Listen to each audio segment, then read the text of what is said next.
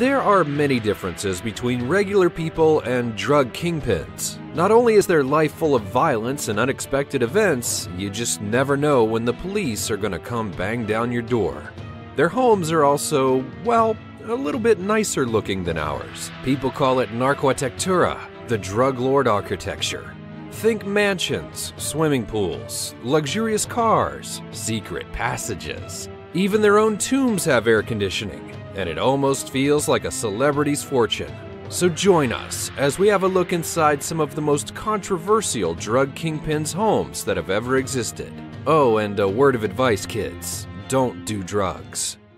Joaquin Guzman. Joaquin Guzman, also known as El Chapo, is among one of the most known drug kingpins, and the public has been trying to have a peek into his home for many, many years. It finally happened after his last arrest in 2016. But why did it take so long? Well, Guzman escaped from a high-profile prison twice, and if you're not familiar with the story, he was the leader of the powerful criminal organization known as the Sinaloa Cartel, and many call him one of the biggest drug lords of our time. He was also named as one of the richest people on Earth. His net worth are in the estimates of around $1 billion. Now, his house is quite unique, ordinary looking on the outside, but features a dressing room with a mirror, which leads to a secret doorway, leading to a tunnel down to the city's drainage system. This is where he managed to hide before he was recaptured. And that's not all. After the police raided his home, photos from the inside of the mansion were posted online, and it might surprise you just how much stuff Guzman actually owned. The police found a hot tub located in a man-made cafe in the tunnels. El Chapo also had plenty of stolen art in his possession, as well as exotic animals in his zoo. Just imagine what it would be like if you owned a Black Panther. He also had a bunch of weaponry and plenty of cash like any good drug lord would. And it was spread out everywhere. It must be a real struggle when you have so much money that you're not really sure what to do with it, so you just pile it up all over the place. Although he had paid off local officials and military commanders, the neighbors ended up ratting him out, and his mansion was raided on January 8th of 2016. Which leaves you to ask yourself, how well do you really know your neighbors? Rakesh Yeote Saran. Now, some drug kingpins get really creative with how they get their money, and Rakesh Yeote Saran didn't just sell drugs on street corners and then smuggle his way to his wealth. He had an online pharmacy, selling millions of dollars worth of pills over the internet, and reportedly earned $50,000 a day on average, which isn't really a bad deal, right? With the money he made, he bought a $1.2 million, 22,000 square foot mansion in Arlington, Texas, and it was just a few miles away from Cowboy Stadium. Now, here's just a couple of the things that you would find if you walked into Rakesh's mansion: heated marble tile, 5 fireplaces, an indoor pool, custom painted murals, and every room has large windows, and the front yard has a large garden. The mansion itself has 7 bedrooms, 4.5 bathrooms, a home theater, a sauna, a dance studio, and a private library. Not too shabby for a drug kingpin. Since his 2005 arrest, though, his home has been auctioned off with a value of $3.7 million. Paul Yearsley. Now, if these facts didn't make you want to become a drug kingpin yet, the next one surely will. So, what happens when you have amazing designer skills and mountains of cash to spend? Well, let me tell you what happens. People, well, they begin questioning where you acquired all of your cash. And that's what happened to Paul Yearsley, our next drug kingpin. Looking fairy tale-like from the outside, this $9.5 million home based in Manchester, UK, featured a ginormous swimming pool, handcrafted marble tile work, bathrooms with a sauna, a private bar, and a luxurious home theater.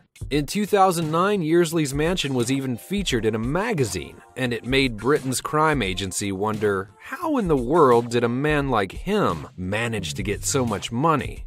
The guy was a neighbor to soccer stars, and he claimed that he got the money from selling homes to footballers, and that he was a property tycoon. But there's more to his money, as it turns out. Yearsley was a drug lord, and he even admitted to supplying 330,000 British pounds worth of weed. Now, that's a whole lot of weed. and his home is on sale for half the amount that he bought it for, due to the ongoing maintenance that's required. Now here's a lesson learned, kids. When you acquire illegal money, try not to brag about it and have photo shoots of your house in a magazine, because you just never know who's watching. And if nothing else, karma will eventually come to get you. And now a comedy break. Hey kids, do you want to hear a joke? Justin Bieber. Haha, just kidding. But it's relevant to our next drug kingpin, as weird as it might sound. Luciano Pezzo. Pezzo was one of Brazil's more successful drug traffickers, and after a massive November 2010 raid on Complexo de Alameo, a notorious Rio slum, Brazilian police found his mansion concealed among the squalor. Luciano was one of Brazil's top drug traffickers, and it took 2,600 police and army operatives to crack through his mansion walls. They said that it wasn't the first and definitely not the last raid. But they did discover something that was really mind-boggling, and a hell of a lot better than any luxurious car, home theater, or even a swimming pool. Luciano seemed to have a hand-painted mural of, you probably won't believe it, but it starts with a J and ends with Justin Bieber. That's right, it was a recreation of his album cover one time, and that's not the end of it. The mural had 2 large holes in it. And according to several reports, it's where he kept the drugs and weapons. A wall opposite of Justin Bieber's mural had Bieber's name full of hearts. No, I'm not kidding. As it turns out, Luciano actually recruited plenty of kids into his smuggling business, and some of them might have even been Justin Bieber fans. Now, while we hope those kids are doing all right these days, the thought of a glorified Justin Bieber poster in a drug kingpin's mansion is just really kind of hilarious. And it looks like there's no limit to Justin Bieber's fandom. Luciano didn't have an official nickname, but judging from these findings, a Belieber seems like a fitting choice. Pablo Escobar. And then, of course, there's Colombian drug lord Pablo Escobar, possibly one of the most well-known drug lords on the planet. His ambition and ruthlessness made him one of the wealthiest, most powerful, and most violent criminals of all time. He was equally admired, just as much as he was feared, and you certainly did not want to get on Escobar's bad side. The man who's behind the famous quote about disloyal friendships is also the man behind the cocaine trade in Colombia. Escobar made money, and he made people kill for money. He controlled over 80% of the cocaine trade to the United States, and that meant a large sum of money, a lot of which went straight into his home. The man dreamt of wealth since his younger days and wanted to become president of Colombia. But that life took on a slightly different path when he began stealing cars and later joined the Colombia smuggling business, earning as much as $420 million in a week. Named as one of the 10 richest people on Earth by Forbes magazine, Escobar was swimming in money, just like Uncle Scrooge, and he didn't hold back in spending it. His house was known as the Hacienda Nápoles, located in Miami, and it even included a zoo full of exotic animals. It's without a doubt one of the most famous drug lord houses, and you can find a lot of photos showing the property after the police had raided it. Escobar also owned several luxury cars, and his estate even had a bull ring along with a kart racing track, although we can't really imagine Escobar jumping into a go-kart. He even had a private runway for his planes so that he could make his drug smuggling job even easier for himself. Over the years, many entertainers as well as models and celebrities flew to his house to hang out with Pablo, and he was well known in every business imaginable. And upon his arrest, the government, for some reason, allowed Escobar to build his own luxury prison, which he named La Catedral.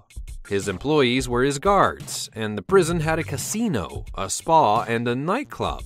So it seems as though this drug kingpin did really well for himself. After his arrest, the estate was so hard to maintain that the government donated the zoo to the Colombian and international zoos after his death. Now, just to give you an idea, the entire estate was 9 times the size of New York Central Park, and there's probably a lot of still undiscovered hiding places. Escobar's former home was also once a theme park, which attracted about 50,000 visitors a year. and in 2016 they began tearing it down, discovering a secret metal safe underneath the concrete, weighing about 700 pounds. The safe is now in the hands of property owners, and we're sure that Escobar had many, many more secrets inside of his mansion, so it's just a matter of time before they're discovered. And now for an honorary mention. Tony Montana's Scarface Mansion. Sure, Tony Montana is a fictional drug lord, but his house was so impressive that we've added it to our list. The 10-acre property is real, and the mansion itself has about 10,000 square feet and is still on the market for $35 million. The price seems so extreme that no one is really willing to go for it. The mansion was built in the early 1900s, but has since been renovated. The front yard features fountains and plenty of Persian-style architecture, while the rest of his bedroom property has more of a modern decor, with mixed Roman and Middle Eastern influences. The rear of the house is just as fabulous as shown in the Scarface wedding scene. It's a paradise to live in, and not just for drug lords.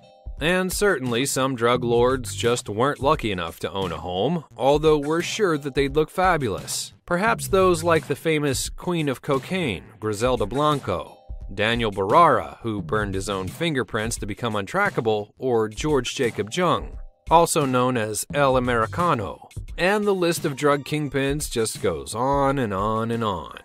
And although the secrets of their living conditions have not yet made their way to social media, we're sure that the police have seen plenty of mysterious things during their raids. So the question on my mind is, what would you buy if you had all of that money? Let me know in the comments below. And while you're here, be sure to check out some of our other videos on prisons and drug kingpins, and subscribe for more in the future. Thanks for watching. Now, this granny's got more than just butterscotches and tissues in her purse. And that smell? Well, it's not her dental cream. It's the rank odor of crime. Darlene Mays, a 75-year-old grandmother living in Veneta, Oklahoma, puts most drug dealers to shame. Police had an inkling that this little old lady was doing something illegal, but when they raided her home in April of